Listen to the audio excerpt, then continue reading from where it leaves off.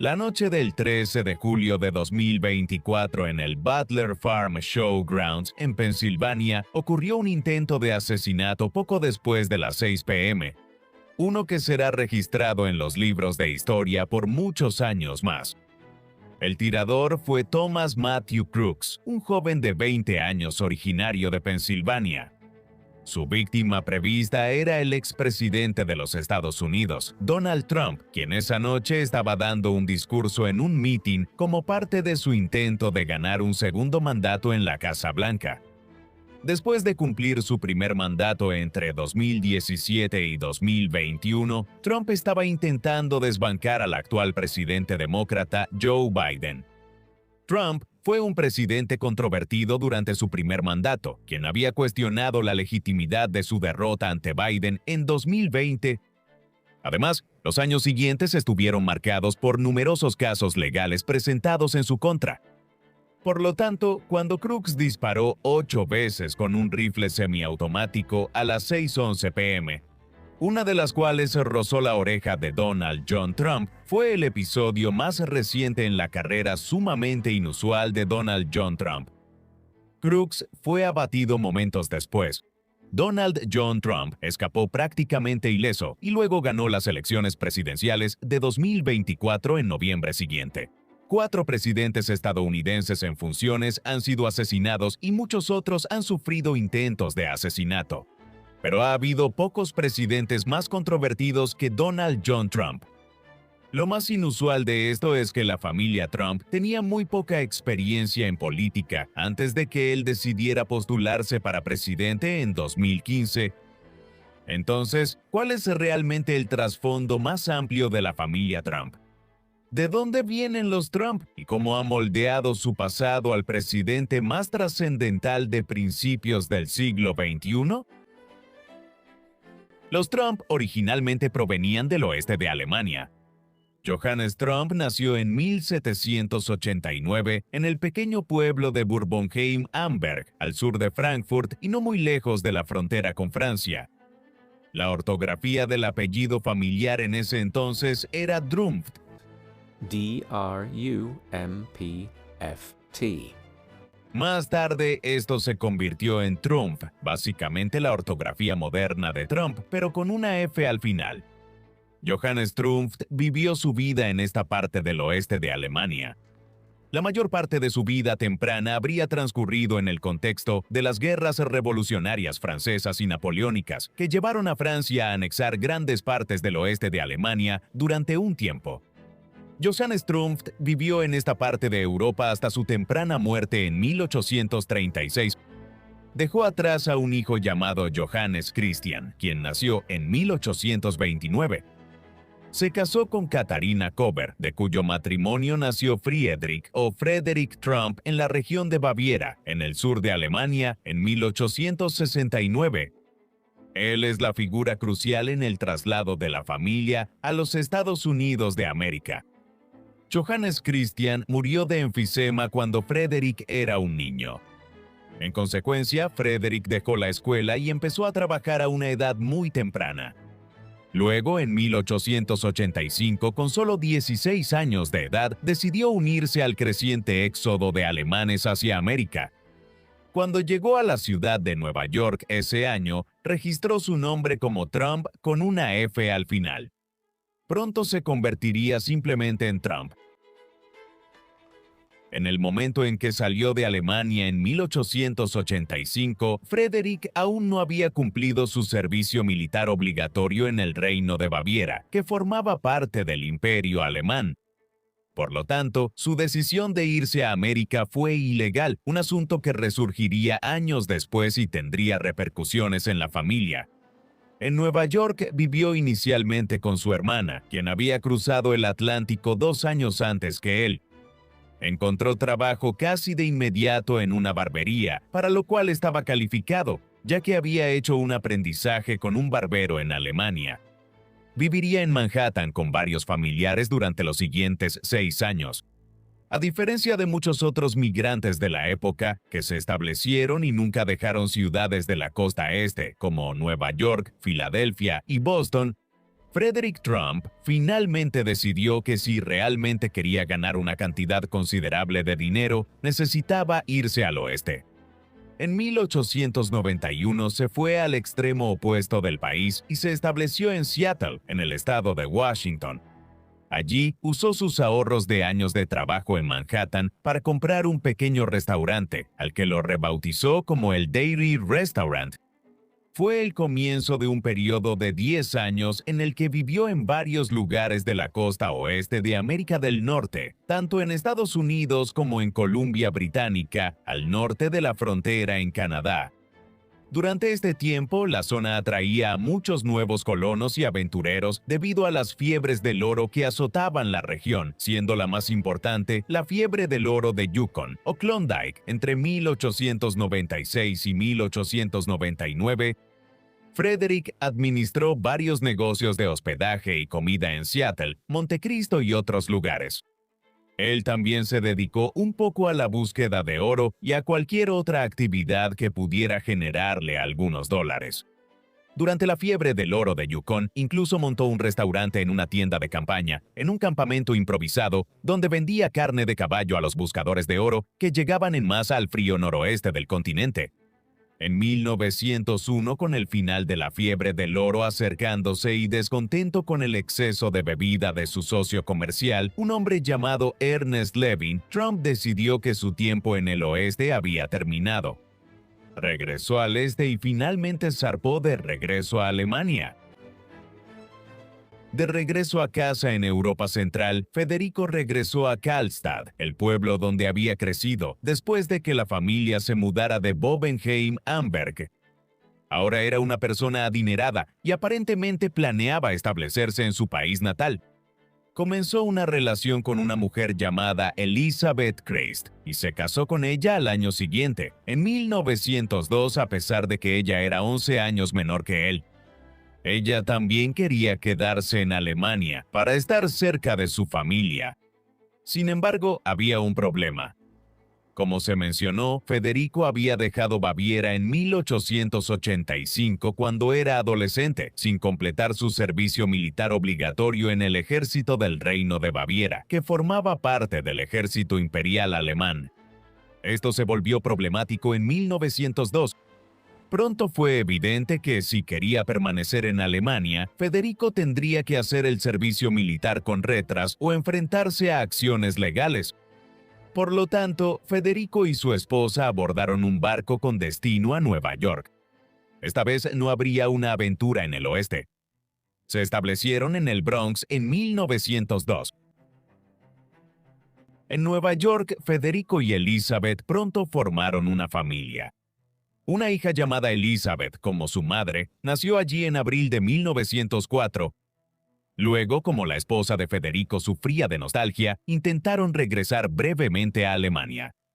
Las autoridades bávaras reanudaron su enjuiciamiento contra Federico tan pronto como regresaron, lo que los llevó a migrar por última vez a Nueva York a principios de 1905. En esta ocasión, Federico finalmente fue despojado de su ciudadanía alemana y ahora ya no habría regreso a casa para los Trump. Para bien o para mal, su futuro estaba en Estados Unidos. Para cuando regresaron a Nueva York, Isabel ya estaba embarazada de nuevo. Fred Trump, la figura más importante en el ascenso de la familia a la riqueza y la fama, nació en el Bronx el 11 de octubre de 1905. Un tercer y último hijo, un niño llamado Juan, nació en 1907.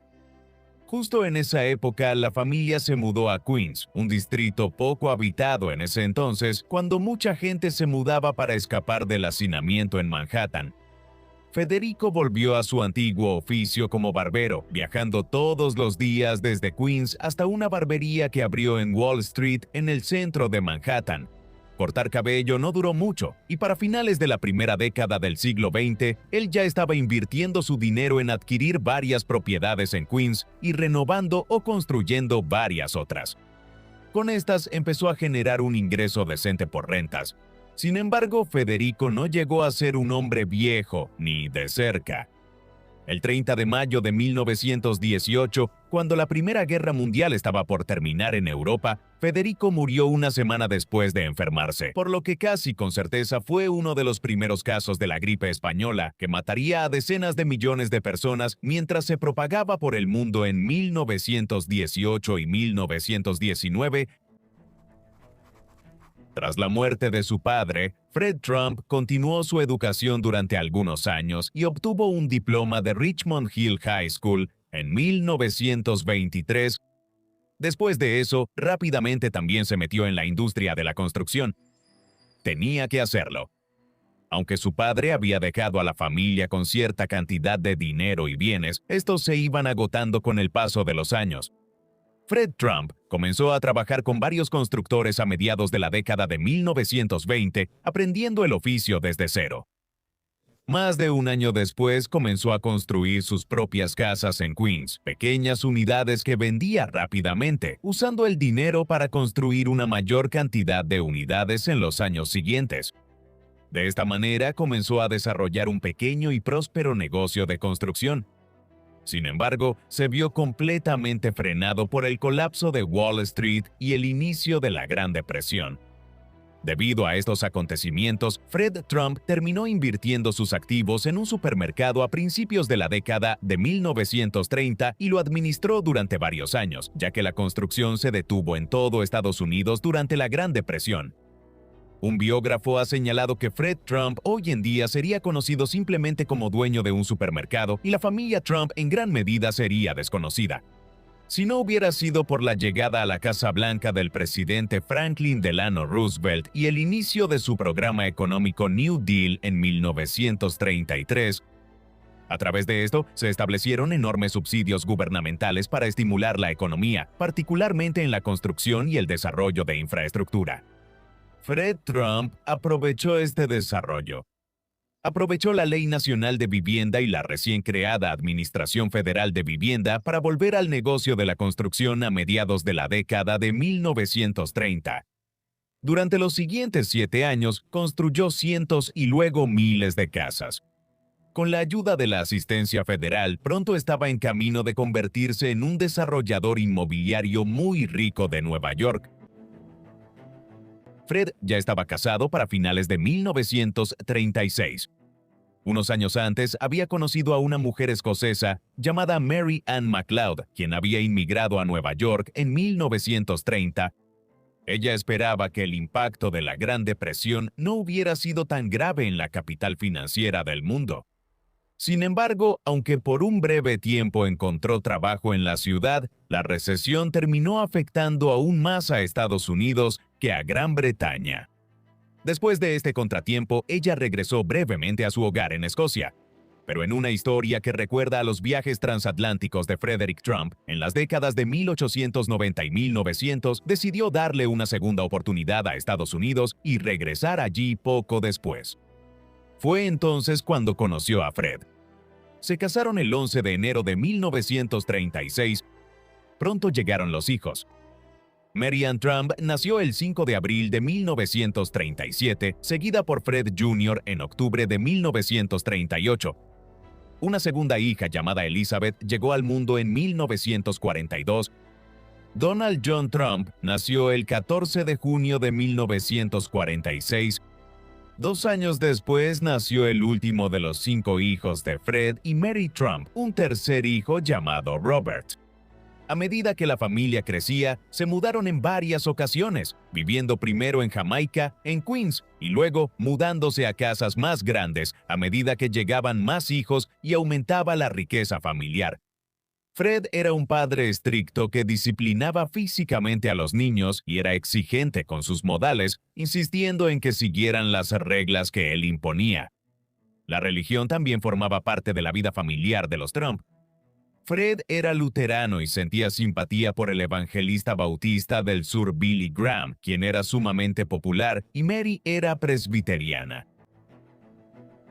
Fred, aunque su familia seguía creciendo, pero eso no le restaba dedicación a su trabajo y, según todos los relatos, era un adicto al trabajo. A finales de la década de 1930, Fred Trump tenía cientos de unidades habitacionales en construcción al mismo tiempo. También se había expandido fuera de Queens hacia Brooklyn. En apariencia, el estallido de la Segunda Guerra Mundial en Europa en septiembre de 1939 y la entrada de Estados Unidos en la guerra tras el ataque japonés a Pearl Harbor el 7 de diciembre de 1941 auguraban muy mal para su negocio, ya que la economía de guerra no tenía espacio para la construcción de viviendas domésticas. Sin embargo, Trump volvió a ir contra la corriente. La Administración Federal de Vivienda comenzó a ofrecer contratos lucrativos para construir viviendas para personal militar y Fred pasó gran parte de los años de la guerra construyendo bloques de apartamentos en la ciudad de Norfolk, en Virginia, la base naval más grande de Estados Unidos en la costa atlántica. Lo más importante es que después de la guerra, se le permitió conservar la propiedad de estos apartamentos y casas, a pesar de que fueron financiados en gran parte por el gobierno estadounidense. Una vez que la guerra terminó en 1945, la generosidad del gobierno no terminó. Y a finales de la década de 1940 y durante la de 1950, Fred siguió beneficiándose de los fondos de Washington, esta vez para construir viviendas para los veteranos de guerra. Al volver a centrar su atención en Nueva York y Nueva Jersey, fue responsable de grandes desarrollos de viviendas en Brighton Beach, Bath Beach y Bensonhurst, en Brooklyn.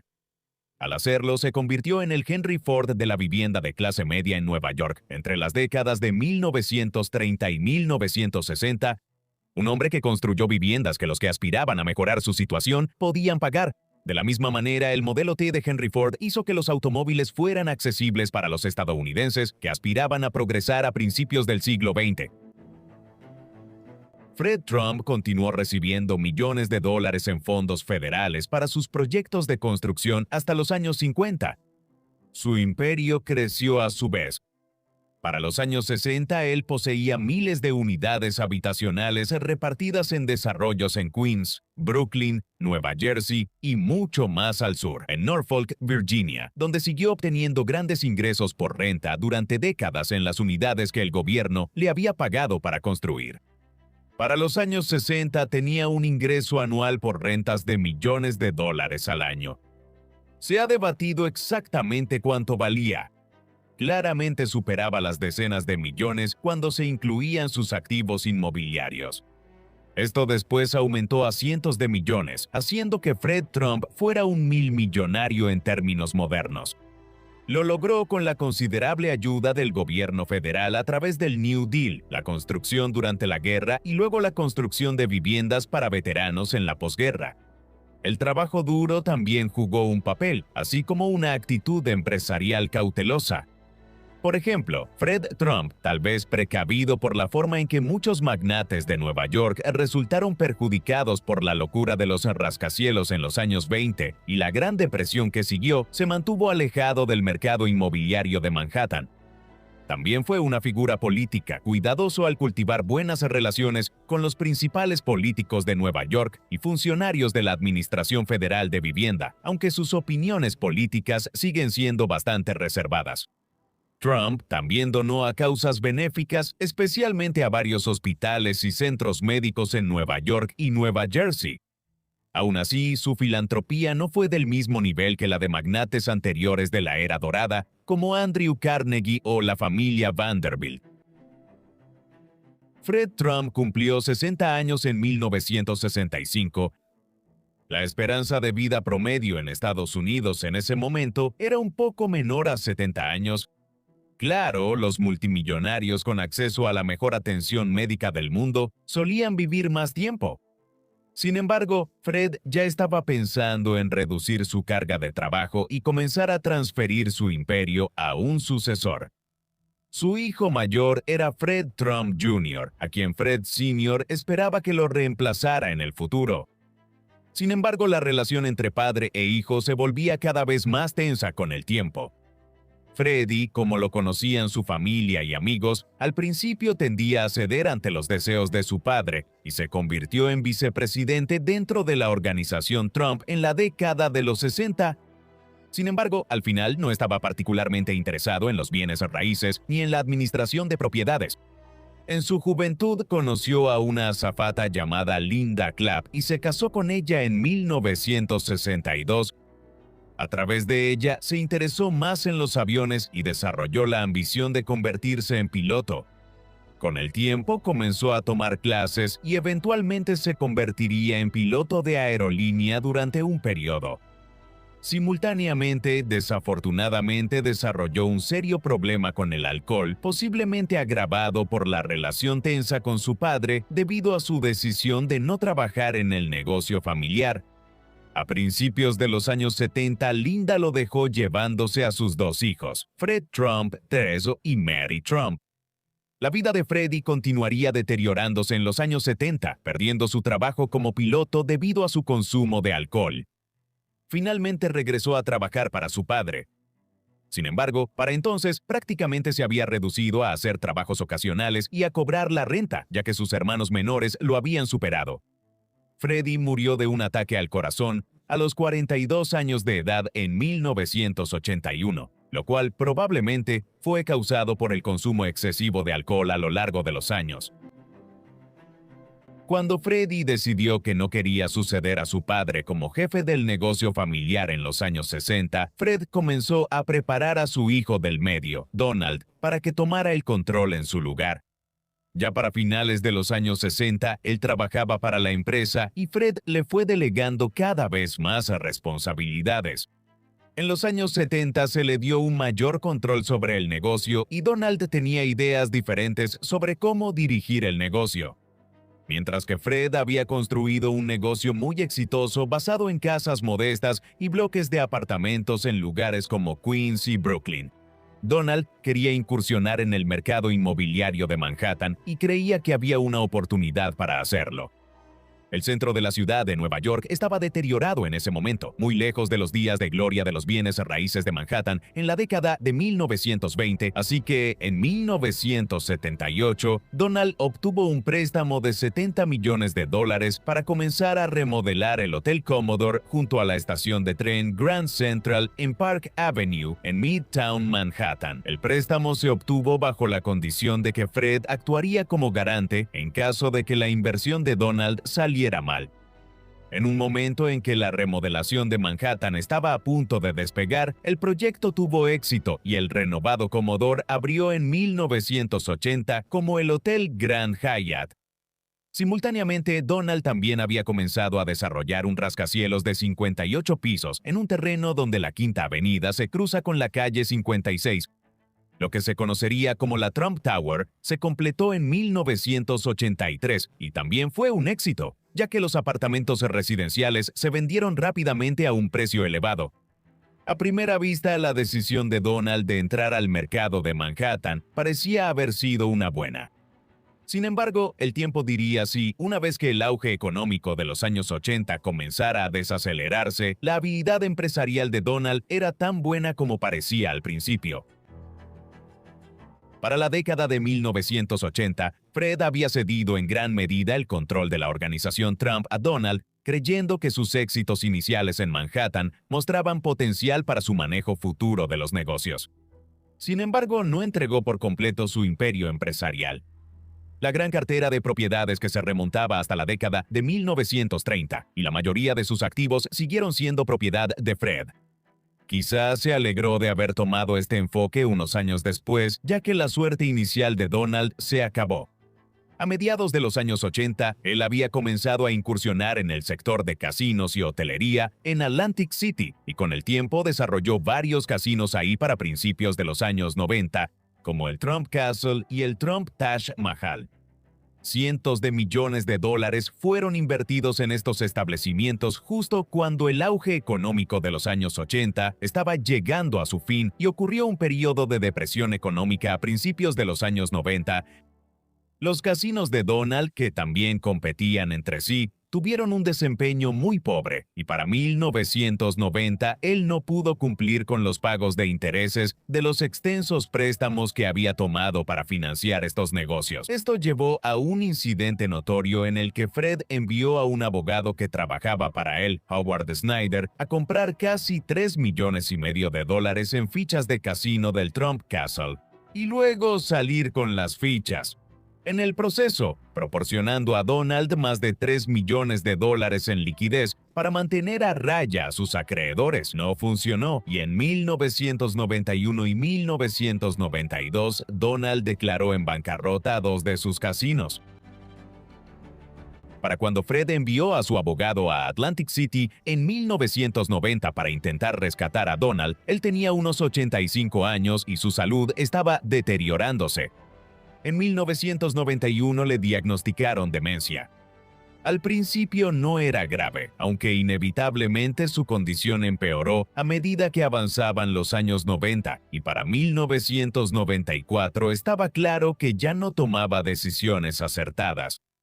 Después de ser hospitalizado en 1999, falleció el 25 de junio cuando tenía 93 años. De acuerdo con su posición como uno de los principales magnates inmobiliarios de Nueva York, su funeral se llevó a cabo en Manhattan. Posteriormente, sus restos fueron enterrados en el panteón familiar de Trump en Middle Village, en Queens, donde primero se destacó como constructor en las décadas de 1920 y 1930. Su muerte abrió una disputa polémica sobre su imperio inmobiliario y su fortuna. Aunque Donald claramente había sucedido a Fred como jefe del negocio familiar de los Trump muchos años antes, es posible que Fred no tuviera la intención de que él heredara todo. Y de hecho se había vuelto más cauteloso respecto a las habilidades de Donald como resultado de sus decisiones empresariales desde mediados de los años 80 y las bancarrotas de sus casinos a principios de los 90. Fred Trump nombró a 2 de sus otros hijos sobrevivientes, Mary Ann y Robert, como coejecutores de su testamento. Así, aunque Donald heredó la mayor parte de la herencia de Fred, sus otros hijos también obtuvieron una parte significativa. Los hijos de Fred Trump Jr., Fred Trump III y Mary, los nietos de Fred, casi fueron excluidos por completo. El tamaño exacto de la herencia sigue siendo debatido hasta el día de hoy, ya que estaba compuesta en gran parte por propiedades y grandes bloques de apartamentos, los cuales, según se ha argumentado, habían sido subvaluados. Claramente, ascendía a cientos de millones de dólares, lo que probablemente equivaldría a más de $1,000 millones en valores actuales. Para cuando Fred Trump murió en 1999, la fortuna empresarial de Donald había tenido altibajos durante años. En total, 4 de sus negocios de casinos y hoteles fueron declarados en bancarrota a principios de la década de 1990. Varios de sus otros negocios continuaron funcionando razonablemente bien y su riqueza total no fue completamente diezmada, ya que los casinos estaban bajo diferentes acuerdos de propiedad respecto a parte de su dinero.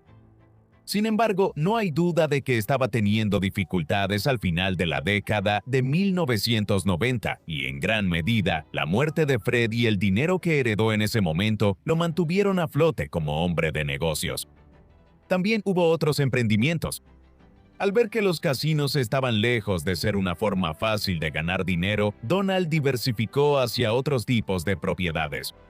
Comenzó a adquirir campos de golf a partir de 1996 después de comprar el Briar Hills Golf and Country Club en Nueva York, que posteriormente fue renombrado como el Club de Golf Nacional Trump Westchester.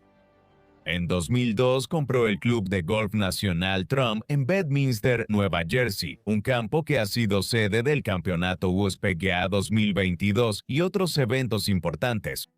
La joya del imperio de campos de golf de Trump fue la compra en 2014 del Turnberry Golf Resort en Escocia. Este es uno de los clubes más venerados de Gran Bretaña y ha sido sede del Open Championship en 4 ocasiones: 1977, 1986, 1994 y 2009.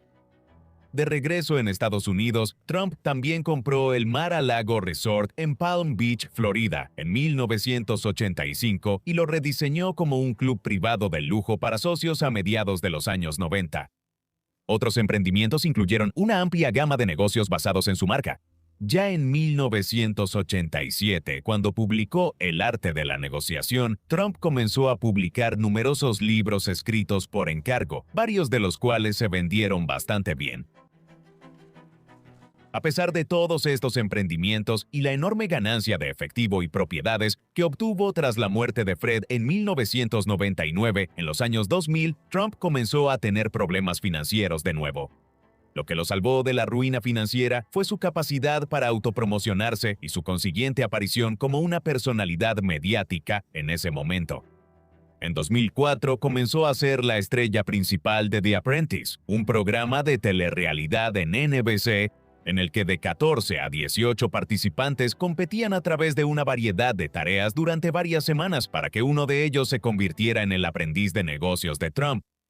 El programa se convirtió en un gran éxito y se transmitió durante 15 temporadas con versiones derivadas en Gran Bretaña y otros países. Con el tiempo, se estima que le generó a Trump alrededor de $500 millones en honorarios directos por apariciones y regalías de las versiones derivadas, ya que también se desempeñó como coproductor. A raíz de este éxito mediático, Trump comenzó a comercializar agresivamente la marca Trump a partir de 2004. Pronto, había todo tipo de productos de consumo que se vendían en Estados Unidos con el nombre de Trump. Las empresas de Donald rara vez producían estos productos. La mayoría de las veces simplemente otorgaba licencias para usar su nombre a otras empresas, que luego le daban una parte de las ganancias. Esta licencia de marca generó decenas de millones de dólares. Sin duda, el episodio más infame de esta avalancha de marketing fue la creación de Trump University. Esto comenzó a operar en 2005 y ofrecía cursos de administración de bienes raíces y otros aspectos de la vida empresarial. La universidad no estaba acreditada, por lo que los títulos que ofrecía tenían un valor muy limitado. Poco tiempo después, comenzaron a acumularse demandas de estudiantes insatisfechos con el nivel de capacitación que habían recibido y con el engaño sobre el valor de las certificaciones. Trump University dejó de ofrecer cursos en 2010 y fue cerrada al año siguiente. A pesar del dinero que heredó en 1999 y el que ganó gracias al éxito de The Apprentice y una variedad de negocios y proyectos de mercadotecnia relacionados, una gran parte de los emprendimientos empresariales de Trump continuaron perdiendo dinero y representando una carga importante para sus proyectos más exitosos. Las demandas relacionadas con Trump University, por ejemplo, eventualmente tuvieron que resolverse por decenas de millones de dólares. Para agravar sus problemas, la economía estadounidense colapsó en septiembre de 2008 después de años de préstamos especulativos sobre hipotecas no aseguradas. Cuando esto sucedió, Trump, a pesar de todo el dinero que había heredado a lo largo de los años y ganado gracias a su papel en The Apprentice, una vez más terminó en dificultades financieras. Trump Entertainment Resorts, una organización que abarca varios de sus hoteles y negocios de hospitalidad, se declaró en bancarrota en 2009. Esto se reflejó en los asuntos fiscales de Trump. Durante la década de 2000 y hasta la de 2010, oficialmente estaba en números rojos y pagó pocos o ningún impuesto la mayoría de los años, reclamando reembolsos fiscales por sus negocios más exitosos contra las pérdidas de aquellos que iban mal o que habían cerrado por completo. En un desarrollo altamente contradictorio, más tarde se harían acusaciones de que Trump y su organización estaban inflando el valor de varios negocios y propiedades al mismo tiempo, en un esfuerzo por asegurar grandes préstamos y fomentar la inversión en las diversas empresas de Trump. Para este momento, los hijos de Donald ya empezaban a involucrarse en la administración de sus negocios. Se casó por primera vez en 1977 con Ivana Selničková, una modelo que nació en Checoslovaquia en 1949 y que emigró a Estados Unidos en 1971 después de obtener la ciudadanía austriaca mediante un matrimonio que le permitió salir de Checoslovaquia. Se divorció de su primer esposo en 1973 y luego se casó con Donald. 4 años después tuvieron 3 hijos juntos. Donald Trump Jr. nació el último día de 1977, Ivanka llegó en 1981 y Eric Trump nació en los primeros días de 1984. Donald había adoptado muchos de los rasgos de personalidad conservadores de su padre. Él nunca fumó ni bebió alcohol, pero se rumora que engañó a sus esposas. A finales de los años 80, él tenía una relación extramarital seria con Marla Maples, una participante de concursos de belleza que era 17 años menor que Donald. Esto continuó durante años, siendo reportado frecuentemente en los medios antes de que Ivana y Donald finalmente se separaran y se divorciaran en 1990. Donald no se casó con Marla hasta diciembre de 1993, 10 semanas después de que naciera la única hija que tuvieron juntos, Tiffany Trump. El matrimonio duró más de 5 años antes de que se divorciaran en 1999, después de que se rumorara que tanto Donald como Marla habían sido infieles. Para entonces, Donald ya había conocido a Melania Knaus, una modelo nacida en Eslovenia que se había mudado a Estados Unidos en 1996. Su relación se desarrolló gradualmente antes de que comenzaran a verse de manera más seria. Donald le propuso matrimonio en 2004 y se casaron a principios de 2005. Tuvieron un hijo juntos, Barron Trump, que nació en marzo de 2006. Donald y Fred Trump no fueron los únicos miembros de la familia que se hicieron figuras bastante conocidas en la vida estadounidense. La hermana de Donald, Mary Ann Trump Barry, tuvo una carrera exitosa por derecho propio.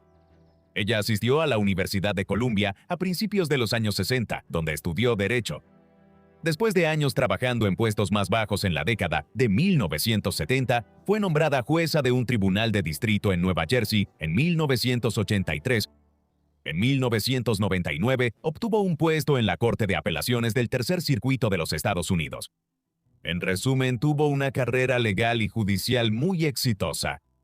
La hermana de Mary Ann, Elizabeth, llevó una vida más discreta y trabajó en la administración bancaria en Manhattan. Su otro hermano sobreviviente, Robert, trabajó de manera intermitente para Trump Organization y también ocupó un puesto de alto nivel durante más de 20 años dentro de Zenimax Media, la empresa matriz de Bethesda Softworks, uno de los principales desarrolladores de videojuegos a nivel mundial.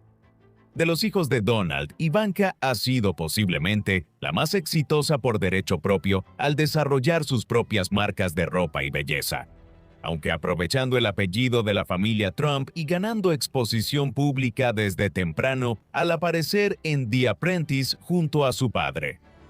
Donald Jr. y Eric han manejado partes del imperio empresarial de su padre a lo largo de los años y continúan haciéndolo.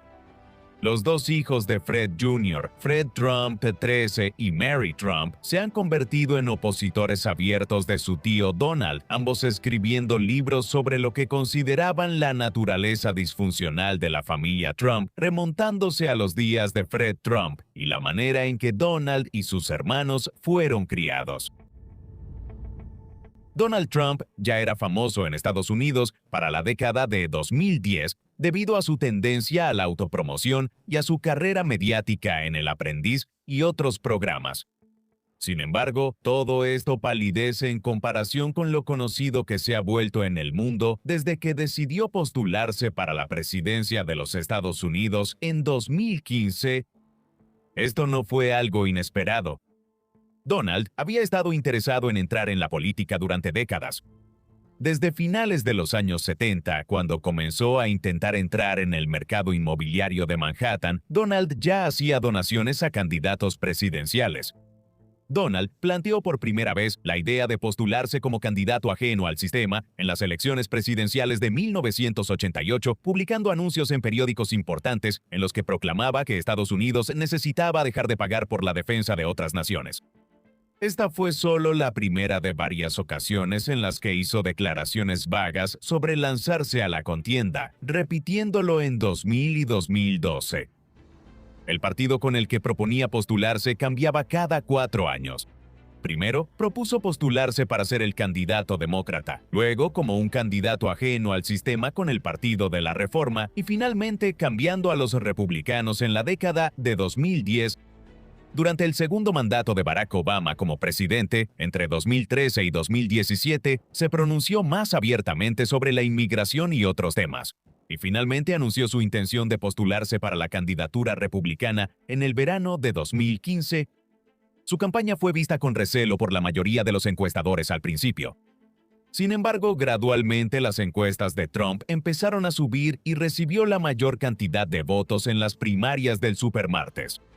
Poco después, se consolidó como el candidato republicano que se enfrentaría cara a cara con la candidata del Partido Demócrata, Hillary Clinton, en las elecciones generales. Aunque perdió el voto popular cuando se llevaron a cabo las elecciones el 8 de noviembre de 2016, Trump obtuvo 304 votos en el colegio electoral frente a los 227 que consiguió Clinton gracias a que Trump ganó los estados del Cinturón del Óxido desde Pensilvania hasta Michigan y Wisconsin. Donald Trump asumió el cargo como el 45º presidente de los Estados Unidos el 20 de enero de 2017. Cuando llegó a Washington, lo hizo sin ninguna experiencia política a ningún nivel. Ni Donald ni ningún miembro de su familia había ocupado nunca un cargo político importante dentro de la política de Nueva York o en el Congreso. Además, aunque tenía conexiones con políticos de Nueva York, como el exalcalde de la ciudad Rudy Giuliani, Trump tenía pocos otros contactos en Washington. Era un novato en política que ahora estaba a cargo de dirigir el gobierno de los Estados Unidos. La respuesta de Donald al encontrarse en esta situación fue muy diferente a la manera en que entraría en funciones al inicio de su segundo mandato en 2025. En 2017 decidió recurrir a un gran número de políticos, líderes empresariales, diplomáticos y otras personas con experiencia en política para formar su gobierno. El excomandante del Comando Central de los Estados Unidos, Jim Mattis, por ejemplo, se convirtió en el secretario de Defensa. Un senador veterano, Jeff Sessions, se convirtió en el fiscal general. El excomandante del Comando Sur de los Estados Unidos, John Kelly, fue nombrado secretario de Seguridad Nacional. Sin duda, hubo personas con menos experiencia que fueron nombradas por Trump como miembros del gabinete. Por ejemplo, Betsy DeVos, una heredera, fue nombrada secretaria de Educación, pero en gran medida, Trump recurrió a personas con experiencia en el gobierno y el ejército para conformar su primera administración. Dentro de su propia familia, su hija Ivanka y su esposo, Jared Kushner, actuaron como asesores destacados durante su primer mandato. Todas estas cosas marcarían el inicio del primer mandato de Trump, a diferencia del comienzo de su segundo. El primer mandato presidencial de Trump estuvo marcado por la controversia desde el principio. Hubo acusaciones no corroboradas sobre una posible colusión rusa en su elección, y estas versiones cobraron fuerza cuando se presentaron pruebas que mostraban que miembros de la administración de Trump tuvieron contacto con el gobierno ruso en el periodo previo a las elecciones. Nunca se probó nada concreto, y el caso de la supuesta colusión rusa probablemente fue más un ejemplo de descuido al asociarse con entidades rusas que algún tipo de conspiración. Aún así, las preocupaciones sobre las conexiones de Trump con el gobierno ruso persistieron y llevarían a un intento de destituirlo por primera vez en diciembre de 2019. El intento de destitución finalmente fracasó en el Senado, donde 2/3 de los senadores tienen que votar a favor para que la destitución sea exitosa. Por otro lado, los temas clave que marcaron la primera presidencia de Trump en el ámbito nacional incluyeron la política migratoria, los recortes de impuestos y, en particular, los esfuerzos por derogar la ley del cuidado de salud a bajo precio, conocida coloquialmente como Obamacare, una legislación aprobada en 2010 por el presidente Barack Obama que intentó reformar el sistema de salud estadounidense y ampliar la cobertura médica, el seguro y la cobertura de salud a decenas de millones de estadounidenses. En última instancia, los intentos de reemplazarla durante la presidencia de Trump se estancaron ante la falta de una alternativa viable. En el escenario internacional, Trump adoptó una postura hostil hacia Irán, desechando el acuerdo nuclear que se había alcanzado en 2015 y que llegaría a un nuevo punto álgido. En su segundo mandato, con el bombardeo de 3 sitios nucleares en Irán para evitar el desarrollo de la capacidad nuclear de Irán. Otra característica clave de su política exterior fueron los acuerdos de Abraham de 2020. A través de estos, Estados Unidos buscó normalizar las relaciones entre Israel y varios países musulmanes en Medio Oriente y África. Con el tiempo, Donald Trump comenzó a pelearse con prácticamente todos los funcionarios veteranos que había nombrado al inicio de su mandato, lo que llevó a que muchos renunciaran o fueran despedidos. Hubo 3 fiscales generales bajo Donald Trump. Jeff Sessions se fue en 2018 y fue reemplazado por Bill Barr. Jeffrey Rosen terminó sirviendo brevemente como fiscal general interino al final del mandato de Donald Trump. También hubo 3 secretarios de defensa, Jim Mattis, Mark Esper y Christopher Miller. Se podrían citar muchos ejemplos similares.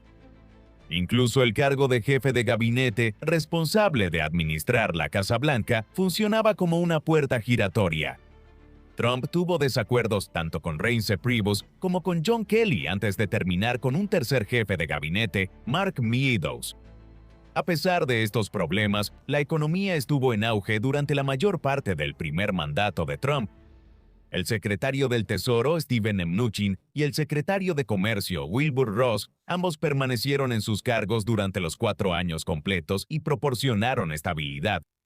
La economía creció entre un 2% y un 3% cada año. El empleo era alto y la bolsa de valores se disparó. Trump estaba orgulloso de este desempeño económico y adoptó un enfoque no intervencionista hacia la economía. Sin embargo, todo esto se vino abajo con la llegada de la pandemia de COVID-19 en la primavera de 2020. Cuando se adoptó el confinamiento como estrategia nacional de mitigación, decenas de millones de personas fueron suspendidas temporalmente y el gobierno tuvo que intervenir gastando billones de dólares para proporcionar alivio financiero. Al final de cuentas, más de 1 millón de estadounidenses perderían la vida a causa de la pandemia. Durante todo esto, Trump lamentó el impacto económico de la pandemia, culpando a China y al Partido Comunista Chino tanto de haber provocado la pandemia como de encubrirla en sus primeras etapas.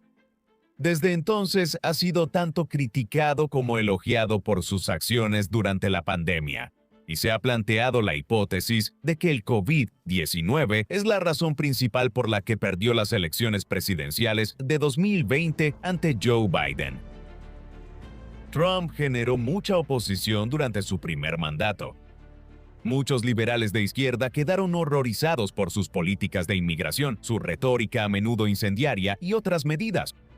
Dejando esto de lado, las encuestas sugerían que antes del inicio de la pandemia de COVID-19, Trump parecía tener muchas probabilidades de ganar la reelección en 2020. El simple hecho es que, independientemente de lo que la gente pensara de él en lo personal, la economía había ido muy bien entre 2017 y principios de 2020. Los votantes se regresan a los políticos al poder cuando les va bien económicamente. La llegada de la pandemia cambió todo esto. Mucha gente estaba descontenta con la situación general y ese descontento se volcó contra la administración en la elección. Su enfoque fue contrastado por los medios con el de Andrew Cuomo, el gobernador de Nueva York, quien realizaba conferencias de prensa diarias en el primer epicentro de la pandemia en Estados Unidos y parecía estar ofreciendo un liderazgo efectivo en un periodo de emergencia. A medida que la crisis se intensificaba y Estados Unidos registraba más muertes que cualquier otro país del mundo occidental desarrollado, su popularidad en las encuestas cayó considerablemente.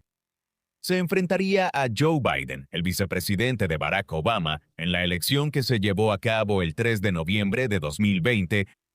Aunque al comenzar el conteo por la noche parecía que la elección sería reñida, para la tarde del 4 de noviembre estaba claro que Joe Biden iba a lograr una victoria contundente al recuperar la mayoría de los estados del cinturón industrial y ganar varios otros estados clave como Nevada, Arizona, Georgia y Virginia.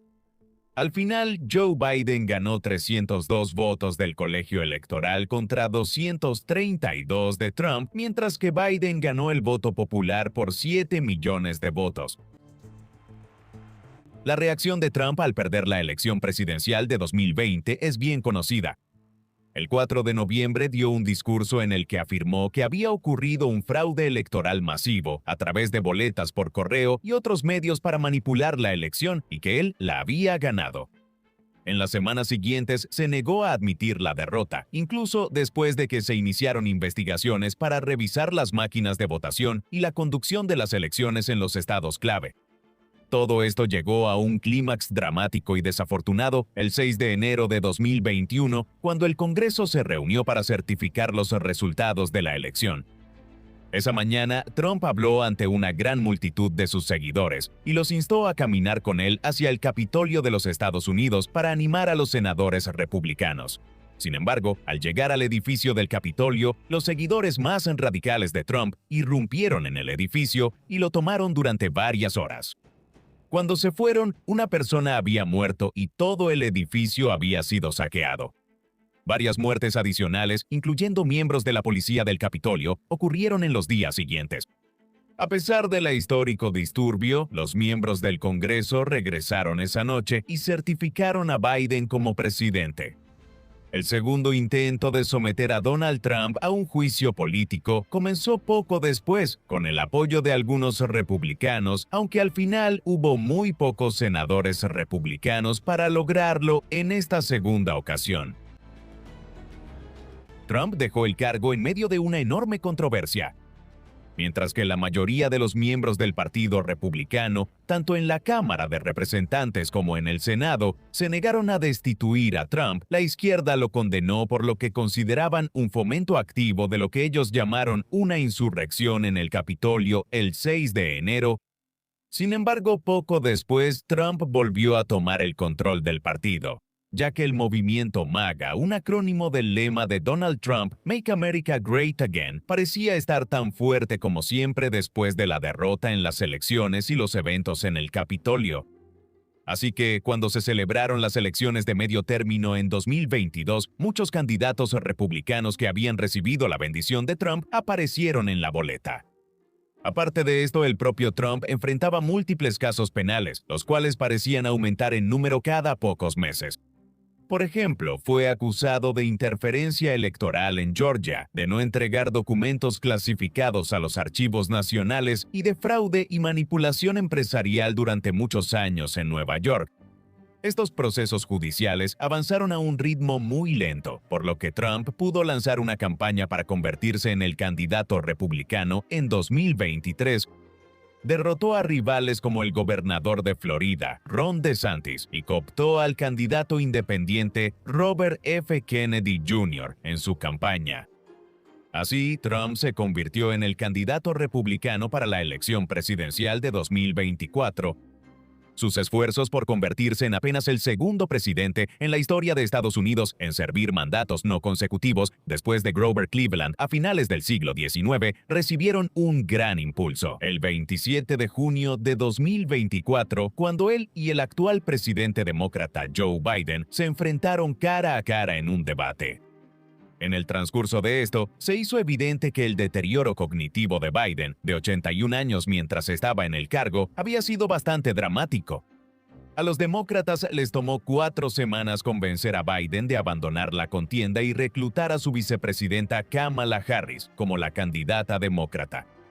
Este desastre, combinado con el hecho de que la presidencia de Biden había atravesado una crisis del costo de vida provocada por la alta inflación, resultó en que Trump ganara la elección cuando se llevó a cabo el 5 de noviembre. Trump incluso ganó el voto popular por primera vez en la elección presidencial. El segundo mandato de Donald Trump comenzó de manera muy diferente a su primer mandato. Mientras que en 2017 dudaba de sí mismo y llenó su gabinete con muchos políticos experimentados y figuras militares y de defensa nacional. En 2025 nombró a una variedad de personas cuya principal cualificación era su lealtad hacia él, o bien que se movían en los mismos círculos que él. Por ejemplo, Pete Hegseth, un presentador de Fox News, fue nombrado secretario de Defensa. Hegseth sí tiene experiencia como soldado. Sin embargo, nunca ha dirigido una organización grande, ni tampoco sirvió en un puesto de alto rango en el ejército antes de su carrera en los medios. Hubo muchos otros ejemplos de personas sin experiencia que fueron nombradas para puestos de alto nivel. El enfoque de la nueva administración estaba en varios temas de política, siendo la inmigración y la política económica los más importantes. Trump ha parecido especialmente decidido a imponer enormes aranceles a casi todos los países del mundo, aunque ha dado marcha atrás ya que el mercado de valores ha respondido negativamente a sus medidas en repetidas ocasiones, especialmente después de sus aranceles del Día de la Liberación en abril de 2025.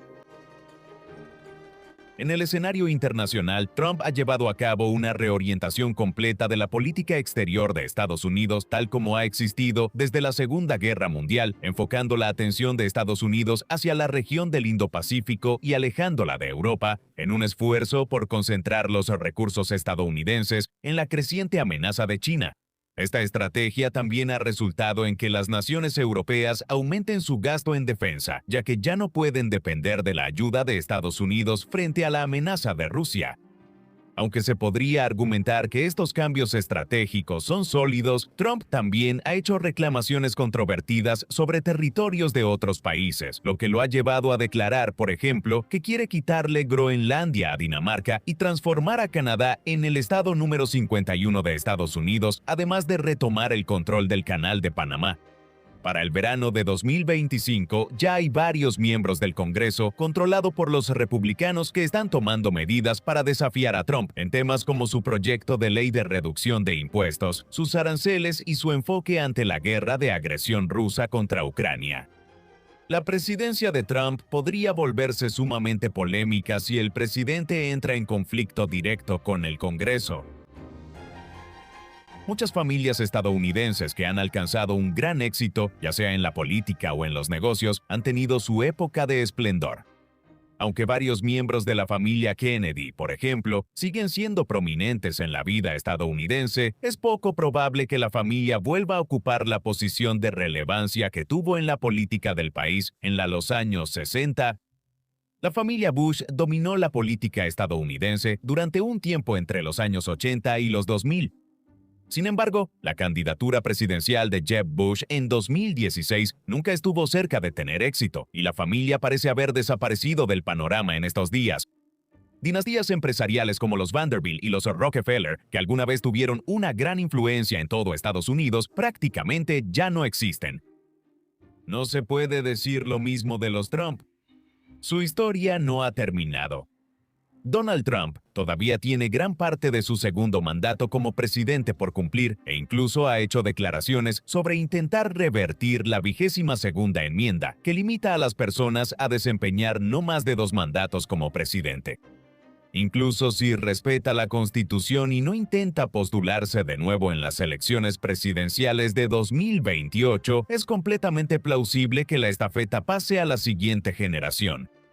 Donald Trump Jr. parece que consideraría intentar suceder a su padre como líder del movimiento MAGA dentro de algunos años. De hecho, dado que la riqueza de la familia Trump ha aumentado considerablemente en los últimos años, junto con el perfil de los miembros de la familia Trump, especialmente sus hijos, queda por verse si la presidencia de Trump es el inicio de la más reciente de una larga línea de dinastías familiares, desde los Roosevelt hasta los Kennedy y los Bush, que han moldeado la política estadounidense durante el último siglo. La historia de los Trump es inusual. Para una familia que se ha vuelto tan prominente en la historia de Estados Unidos, llegaron bastante tarde. Frederick Trump solo emigró al país desde Alemania en 1885 e incluso regresó brevemente a su tierra natal a principios del siglo XX. El éxito financiero de la familia fue algo intermitente durante muchos años. Frederick Trump prosperó cuando estuvo en el oeste durante la época de la fiebre del oro de Yukon a finales de la década de 1890, pero no era increíblemente rico, y su muerte prematura creó una situación financiera precaria para su familia. Su hijo, Fred, empezó a tener éxito como constructor en la década de 1920 solo para que llegara la Gran Depresión y lo hiciera retroceder de nuevo. Al final, el verdadero ascenso de la familia se debió a la generosidad del gobierno a través del New Deal de los años 30, contratos militares durante la Segunda Guerra Mundial y programas de vivienda social de la posguerra. En todo ese tiempo, Fred Trump construyó un enorme imperio inmobiliario en Nueva York, Nueva Jersey y Norfolk, Virginia. Para cuando empezó a entregar el imperio inmobiliario a Donald, Fred ya era multimillonario en términos actuales. Donald era un hombre de negocios diferente. Él quería entrar al mercado inmobiliario de Manhattan y ser una figura reconocida dentro de la alta sociedad de Nueva York. Se ha argumentado que sus inversiones arriesgadas, especialmente en varios casinos en Atlantic City, lo llevaron a dificultades financieras de las que su padre tuvo que ayudarlo a salir. Esto estableció el modelo para toda la carrera de Donald. Es una persona que constantemente ha parecido estar acabado y luego ha logrado recuperarse del abismo. Esto también ha implicado movimientos inesperados, sobre todo su decisión de postularse para presidente en 2016. De nuevo, contra todo pronóstico, tuvo éxito, construyendo un movimiento MAGA que le permitió también ganar las elecciones en 2024. Para bien o para mal, y ciertamente divide opiniones, Trump ha moldeado la historia estadounidense más que cualquier otra persona en el primer cuarto del siglo XXI. Y la historia de los Trump aún no ha terminado. ¿Quién puede decir cómo terminará? ¿Qué piensas de la familia Trump? ¿Seguirán influyendo en la vida política y empresarial de Estados Unidos durante las próximas décadas? ¿O empezarán a desaparecer del ojo público una vez que Donald ya no esté presente? Por favor, haznoslo saber en la sección de comentarios. Y mientras tanto, muchas gracias por vernos.